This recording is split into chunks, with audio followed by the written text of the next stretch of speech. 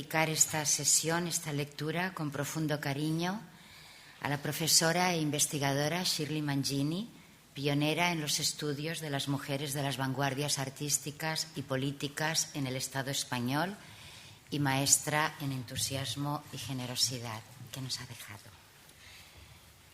Ciencia y magia en la obra de Remedios Varo. En casi todas las investigaciones sobre Remedios Varo se ha destacado su inclinación hacia lo mágico, lo oculto, lo maravilloso, lo hermético, lo místico.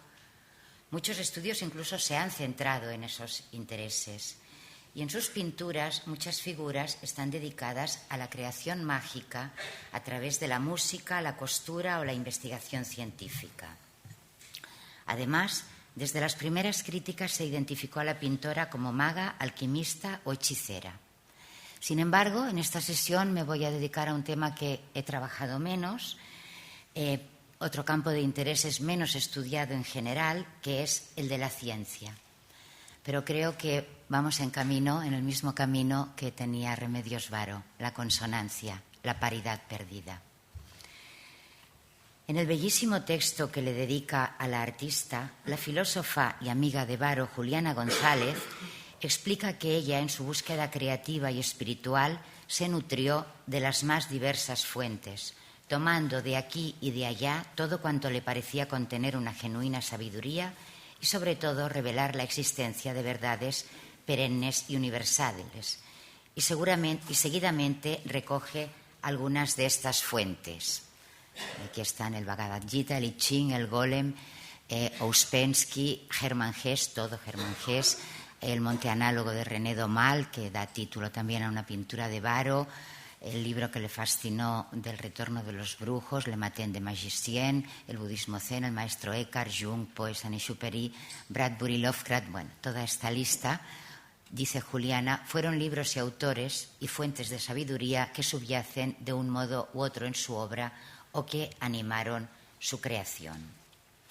Esta diversidad de fuentes se puede comprobar considerando la sorprendente variedad de libros que formaban su biblioteca, con títulos sobre intereses tan diferentes como Los cazadores de microbios o El extranjero de Camus, y entre muchas otras obras de autores surrealistas y románticos, de psicoanalistas, todo Jung, del místico Gurdjieff, la teósofa Blavatsky, del Lama Yongden, la cábala mística de Dion Fortune, la doctrina suprema de Hubert Benoit, temas de mitología clásica, religiones orientales, literatura fantástica.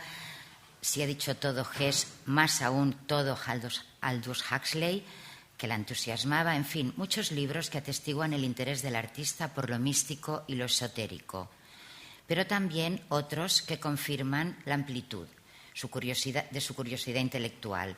Clásicos franceses, Proust, Zola, Stendhal, a la condición obrera de Simone Weil, de los alquimistas de Sherwood Taylor a las obras completas de San Juan de la Cruz.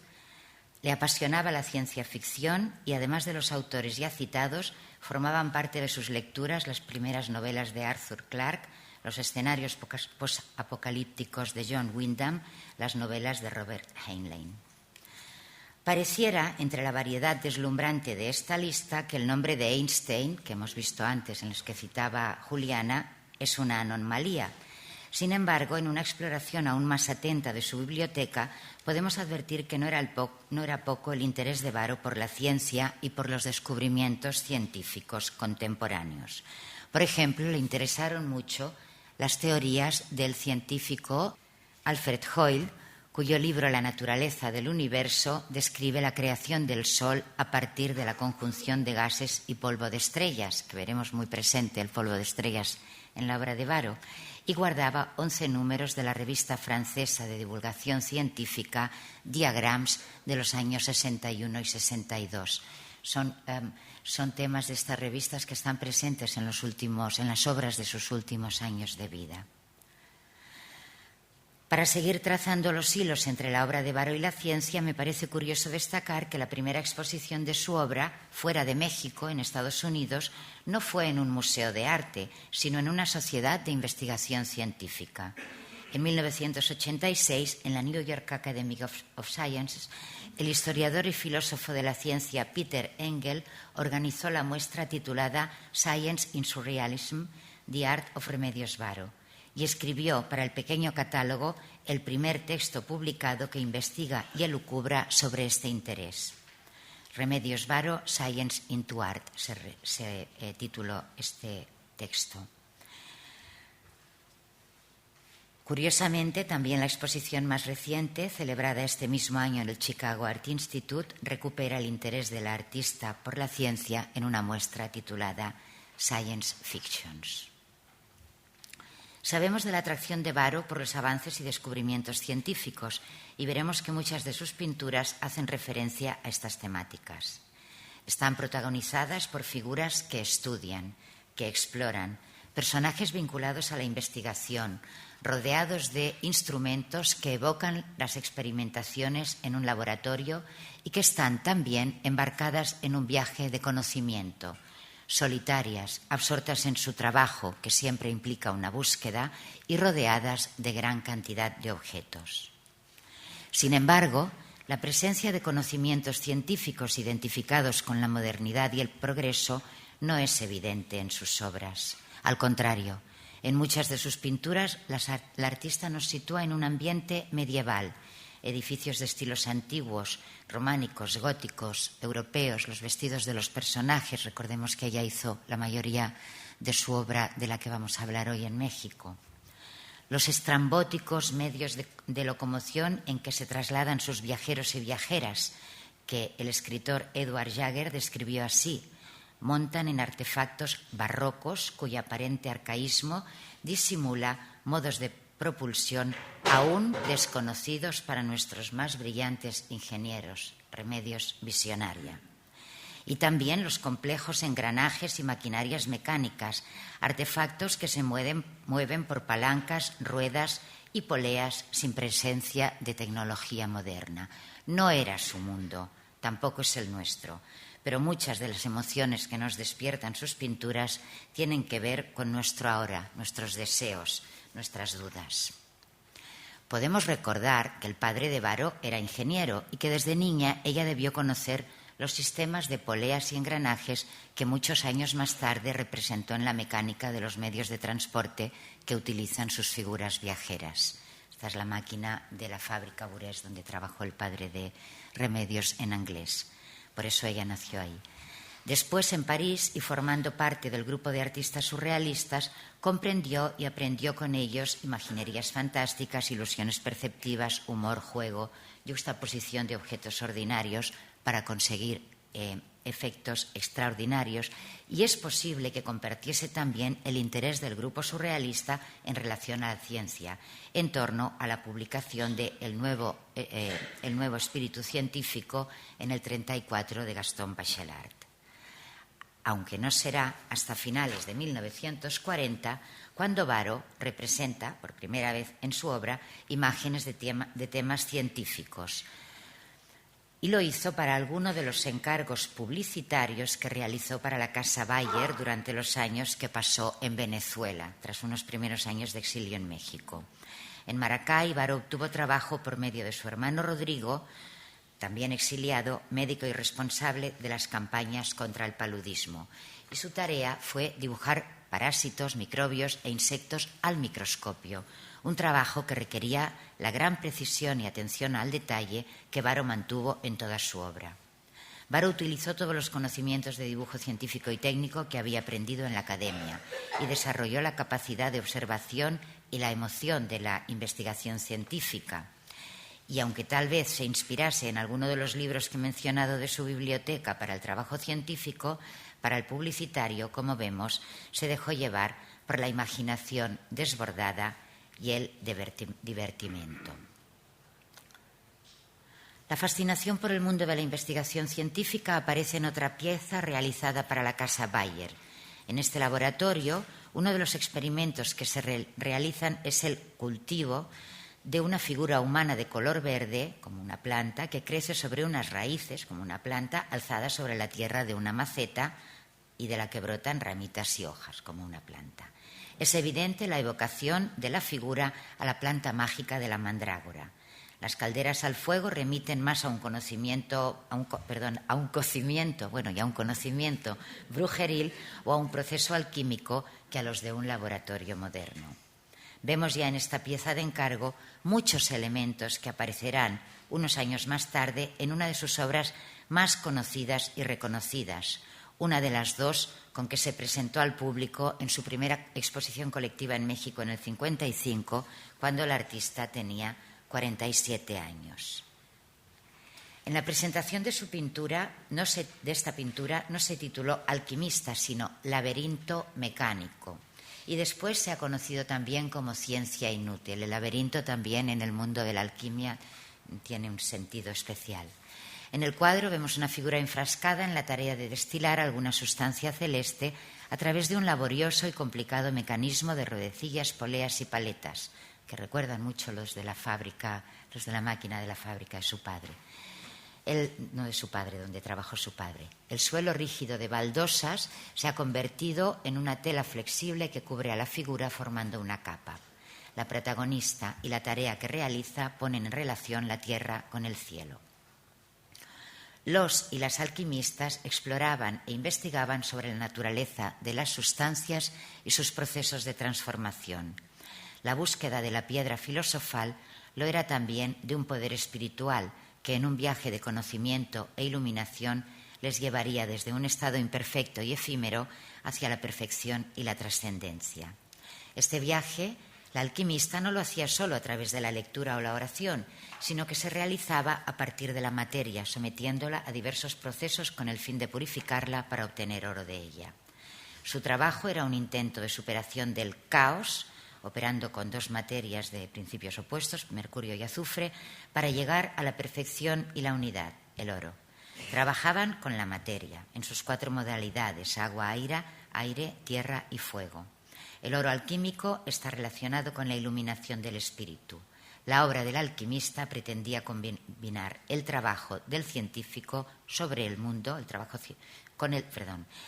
del científico sobre el mundo con el descubrimiento de verdades espirituales. La figura está ensimismada en su trabajo, que por otra parte parece sencillo. Da vueltas a una manivela que pone en marcha todo el laberinto mecánico. Tras él se alzan 3 torres que albergan el mecanismo y están coronadas por un conjunto de campanas y una especie de altavoces o bocinas. Pareciera que los sonidos del cielo tienen algo que ver con el asunto que se trae el alquimista.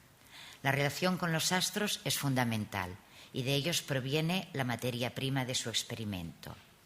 En el tratado sobre simbolismo hermético de Oswald Wirth, uno de los más difundidos entre los surrealistas y que seguramente Remedios conocía, se describe el agente inicial de los alquimistas como un agua, cito, en la cual creen haber condensado la luz astral.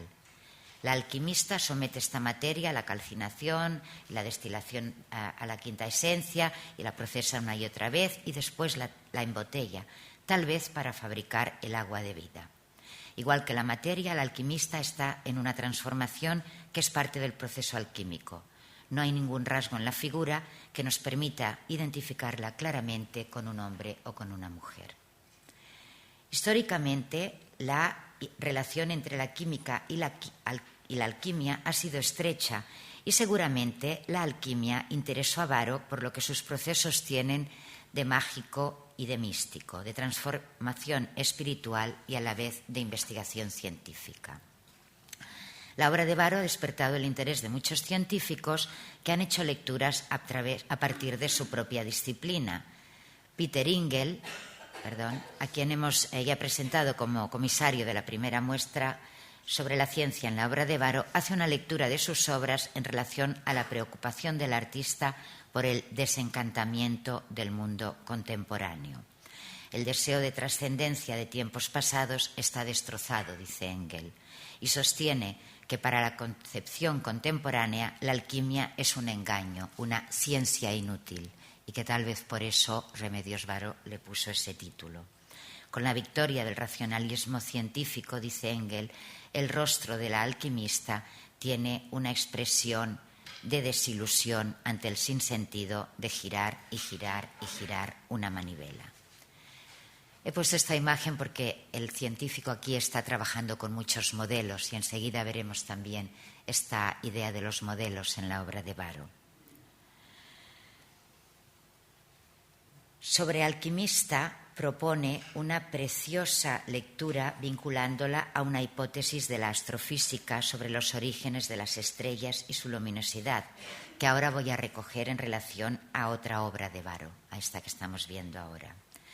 Para Friedman, la obra de Baró indica una comprensión extraordinariamente profunda y precisa de los fundamentos científicos y de algunas ideas nuevas.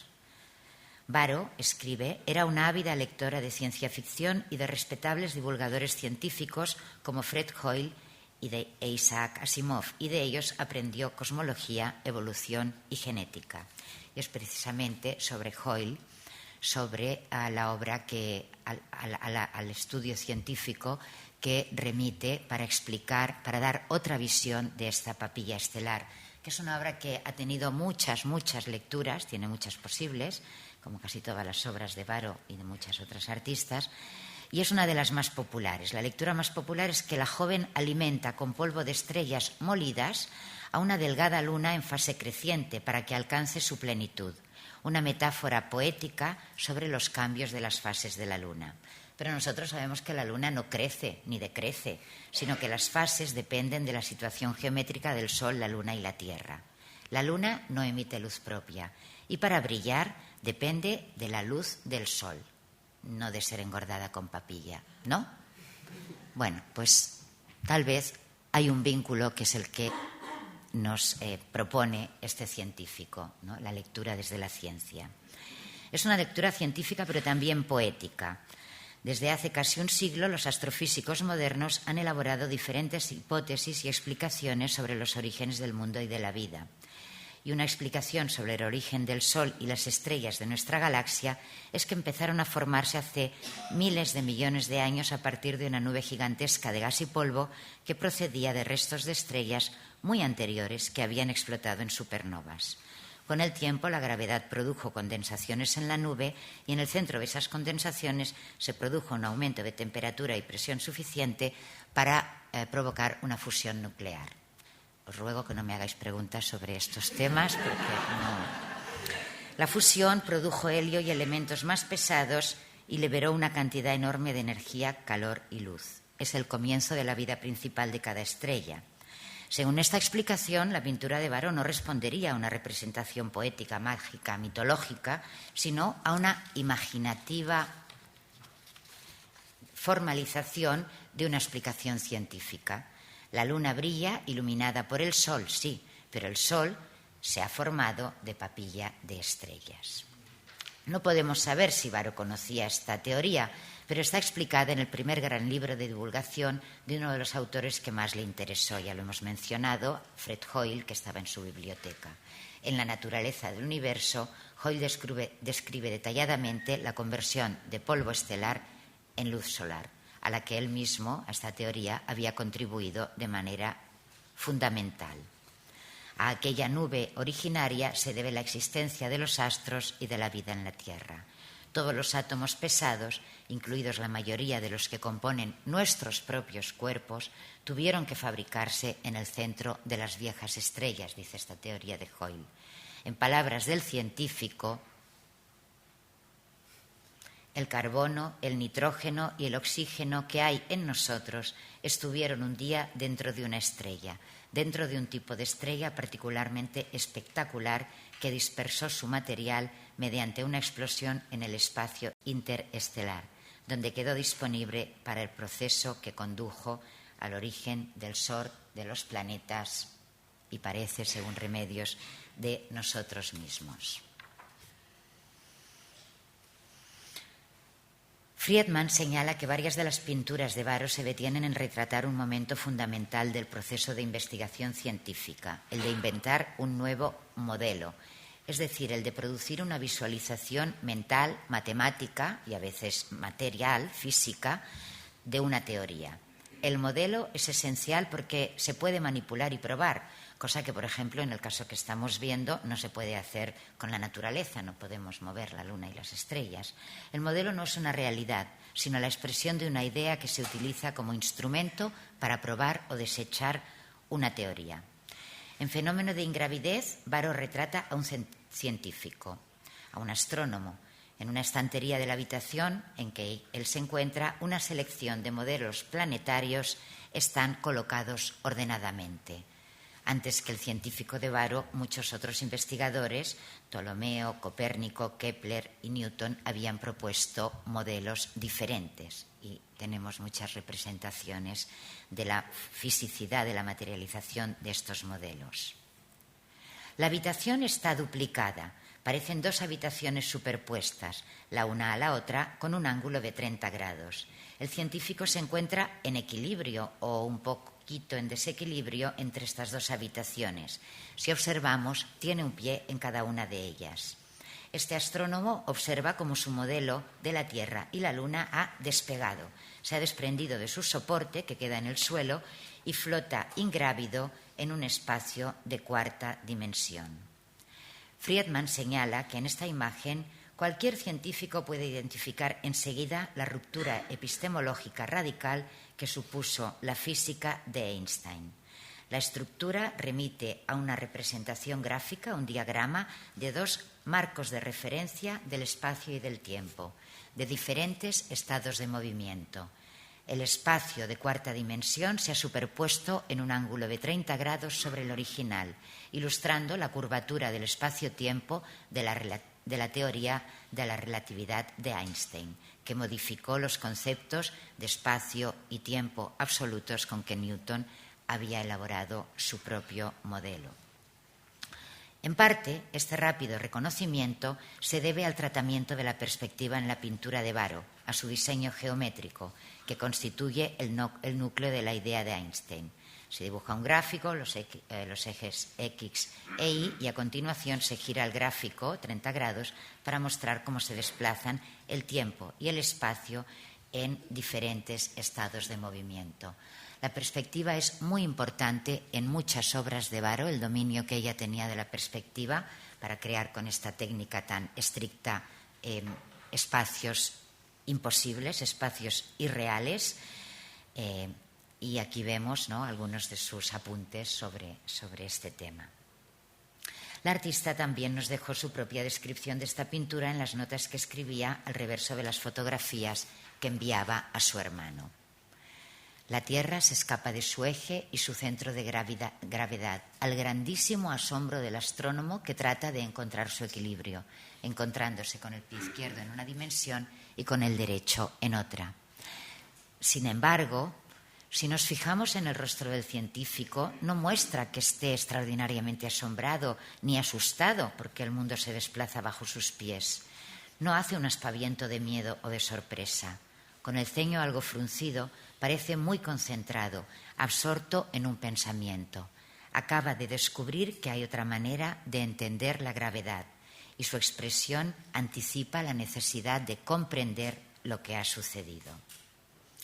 Hay otra lectura posible, y es que este fenómeno lo haya producido el propio astrónomo, manipulando o teniendo algún percance con un modelo del globo terráqueo y su satélite lunar.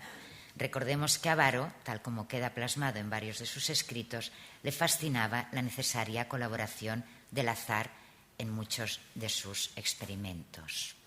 En esta lectura, de que fuese la propia Baró moviendo el modelo que hubiese cambiado, que hubiese generado este desplazamiento, podemos relacionar la pintura con la alquimia. El científico tiene la capacidad de que los experimentos que realiza en el microcosmos de su laboratorio, a partir de esos pequeños modelos del cosmos, incidan y transformen el macrocosmos. Una capacidad que coincide con la aspiración alquímica de transformar el mundo desde el laboratorio. Lo que hay abajo es como lo que hay arriba y lo que hay arriba como lo que hay abajo, decía una de las premisas herméticas escrita en la tabla esmeralda sobre la que trabajaban los alquimistas. Y también, por lo tanto, el mundo pequeño está hecho a semejanza del mundo grande y por ello, y de este modo, se obrarán aplicaciones prodigiosas como la que retrata Baró. Otra imagen de creación la tenemos en armonía. La figura protagonista está también tratando de crear un modelo que incluya tanto la naturaleza como el mundo de las ideas, desde hojas y tubérculos, formas geométricas y las fórmulas matemáticas de raíz cuadrada de -1, el número pi. La música es el principio organizador de este hilo que une todas las cosas, dice el artista, que está intentando buscar esta científica, alquimista, tal vez ella misma, porque la pintura se subtitula Autorretrato sugerente. La pretensión de la ciencia es encontrar explicaciones a todos los fenómenos y la protagonista quiere encontrar el hilo que una todas las cosas para crear un mundo armonioso en el mundo caótico y desordenado.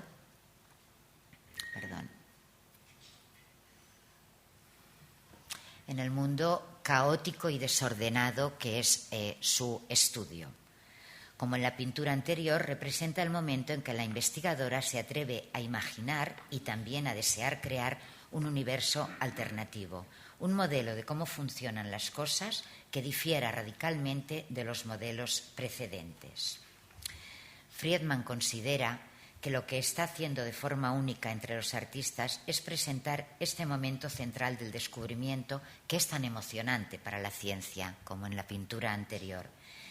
Barrow se dio cuenta, dice Friedman, de que este acto central de la imaginación en la ciencia, este juego libre de la mente, es muy similar a lo que hacen los artistas. En esta pintura, el rostro del artista es enigmático. Su pensamiento parece disperso y su expresión triste. Tal vez se siente aún lejos de poder realizar su descubrimiento. Vamos ahora a la pintura que da título e imagen a este seminario, la última que veremos, la última en la que me detendré. Barrow también representó a un científico, concretamente a un botánico, con bata y el pelo desordenado, como a veces imaginamos a los científicos, incluso se puede ver el pelo de Einstein ahí. El botánico estudia la vida vegetal y puede experimentar con las plantas, pero las plantas son seres vivos y puede experimentar sobre ellas no solo mediante el pensamiento abstracto, sino también manipulándolas. Está contemplando un suceso peculiar. En su experimentación para transformar las plantas en fórmulas matemáticas, hay una planta rebelde que, a diferencia de todas las demás, se niega a echar fórmulas e insiste en dar una flor. Además, la única y enclenque ramita matemática que ha brotado de esta planta insumisa formula 2 y 2 son casi 4. Sobre esta obra, Friedman interpreta que el científico trata de crear también un modelo matemático de las plantas, pero los modelos no están aún a la altura, no ha llegado a poder desarrollar el modelo correcto. El laboratorio está lleno de ecuaciones, las fases de la luna y toda clase de instrumentos de laboratorio. Pero el modelo no está listo para describir la realidad, porque la planta produce una flor y una ecuación equivocada. Otra lectura sugiere que son los ojos y la cabeza del botánico los que están llenos de fórmulas. No es capaz de ver el mundo de otra manera que no sea a través de fórmulas. Solo puede utilizar fórmulas para ver la naturaleza e intentar sistematizarla para comprenderla o para dominarla. A Janet Kaplan le parece, en cambio, que la planta se insubordina. Janet Kaplan es la primera investigadora de Barrow. Se insubordina porque no quiere seguir fórmulas, se rebela contra la visión e intención del científico que la quiere domesticar y no quiere seguir la sistematización matemática. La filósofa María Zambrano escribió en Hacia un saber sobre el alma una reflexión sobre la ciencia que casi parece referirse a esta pintura de Barrow. Quiero dar gracias a Rosa Rius, que está aquí en la sala, por haberme descubierto esta frase. Los fenómenos naturales pueden ser reducidos por el hombre a fórmulas matemáticas, pero de esas fórmulas trasciende algo innominable, irreductible, que deja al hombre asombrado ante el misterio de su presencia, ante lo impresionante de su belleza. Y el botánico. De nuevo, su expresión es compleja. Desde luego, tiene el ceño fruncido y los labios apretados. tal vez está enfadado, tal vez decepcionado, tal vez solo pensativo o tal vez asombrado ante el misterio que trasciende de esta fórmula. La fórmula 2 y 2 son casi 4 y la escena en general son una crítica irónica, Friedman dice cariñosa, a la soberbia de determinadas formas del saber científico y su anhelo de superar a la naturaleza. Sin embargo, y teniendo en cuenta el interés del artista por algunos descubrimientos científicos, podríamos considerar otras lecturas. Como no soy matemática, compartí esta obra con 2 matemáticos, un viejo amigo profesor en Francia, Sebastián, y mi sobrino Adrià, que está empezando sus estudios, un futuro matemático. Gracias a los 2. Brevemente describo la lista de ideas, la lluvia de sugerencias que me hicieron. No está mal que de 5 especímenes, dice un científico, el experimento haya tenido éxito en 4. Pero lo más sugestivo me parece que para el botánico lo más interesante sea el espécimen no entendido, el que le deja insatisfecho. Es la insatisfacción lo que le va a llevar a seguir investigando. Tal vez es una crítica, pero no es una crítica dura. Dice, hay una, le cito textualmente, impresión de luz, de calma y de calidez en la pintura. En los estudios científicos hay una especie de jerarquía no escrita y solo las matemáticas trabajan con exactitud absoluta, aunque las otras disciplinas las utilicen como una herramienta potente. En matemática, el casi no se entiende, no existe, el aproximadamente no existe. 2 y 2 igual a 4. Pero 2 y 2 casi 4 no solo se puede entender desde la botánica, sino también desde la matemática, y se puede entender con rigor si se tiene en cuenta el concepto de límite, siempre que se especifique cuál será el porcentaje de error que el matemático se va a permitir, es decir, la precisión con que está trabajando. Es esa explicación del 1,9999 más 1,9999 y el tercio y 3 tercios son 1. Bueno, si no lo explico, pero ahora quiero acabar con Varo. Hay algo más que llama poderosamente la atención en esta pintura, no en el tema representado, sino en su formato. Varo pintó esta obra sobre un soporte en forma de huevo. El huevo es uno de los símbolos importantes de la alquimia, una referencia al crisol alquímico, germen y matriz. Es el continente donde se transforma tanto la materia como el pensamiento. En planta insumisa, Varo alude a esos otros saberes al elegir, en lugar del formato tradicional, un soporte en forma de huevo. De esta manera convierte el interior del huevo, es decir, su propia pintura, en materia de transformación y vía de conocimiento. Muy rápidamente, antes de pasar a las conclusiones, esta pintura, que es una pintura también humorística, porque Varo se autorretrata, ella tenía mucho complejo con su nariz, siempre hablaba de que le gustaría que su nariz fuera diferente. No había la cirugía plástica que hay ahora, pero hace esta pintura donde también hace una crítica a esta intención de superar a la naturaleza. La artista se dirige a una clínica no me acuerdo cómo se llama, que en su vitrina, aparte de esta fantástica señora con 3 pares de pechos, dice: en nuestra gloriosa era plastinailonífica no hay limitaciones. Osadía, buen gusto, elegancia y turgencia es nuestro lema. On parle français. El flautista es otra obra a la que tradicionalmente se ha dado una lectura esotérica, porque además es la que da la propia autora, la propia Remedios Varo. Dice que el flautista construye esta torre octogonal levantando las piedras con el poder e impulso del sonido de su flauta. Las piedras son fósiles. La torre es octogonal para simbolizar la teoría de las octavas, muy importante en ciertas enseñanzas esotéricas. Se está refiriendo a las teorías de Gurdjieff, un místico ruso al cual ella siguió durante varios años. Friedman hace otra lectura. El músico representa a Darwin, que construye una torre, la torre de la teoría de la evolución, con piedras que son fósiles de antiguos trilobites, peces, helechos y amonitas. Lo interesante es que realmente las piedras son fósiles y que Varo se ha preocupado de que las piedras tengan un dibujo correctamente científico. Las protagonistas de las pinturas de Varo son figuras que buscan, son las conclusiones. El vagabundo, el alquimista, la mujer que sale del psicoanalista, el botánico, el astrólogo, la exploradora de las fuentes del río Orinoco, todos quieren saber, conocer, encontrar, cumplen una misión que puede culminar en éxito o fracaso. Entre ellas, Varo representó también figuras de científicos entregados a la investigación y experimentación. Creemos que a pesar de que podía en ocasiones cuestionar la insensatez de la rigidez científica, burlarse de ella, le interesaba la ciencia. Friedman dice: ¿habéis conocido algún otro cuadro donde aparezca pintada la raíz cuadrada de -1? Le interesaba la ciencia. Kaplan matiza que lo que hace la pintora es encomiar la ciencia en su aspecto más satisfactorio, que creo que es el que le interesaba a Varo, como disciplina creativa abierta a lo maravilloso, que es también uno de los impulsos de la investigación científica. El trabajo científico como una posible vía de conocimiento de la realidad que nos abre nuevas visiones sobre la realidad. Varo elabora una crítica humorística a las pretensiones científicas, pero su humor no es corrosivo, tampoco es inocuo.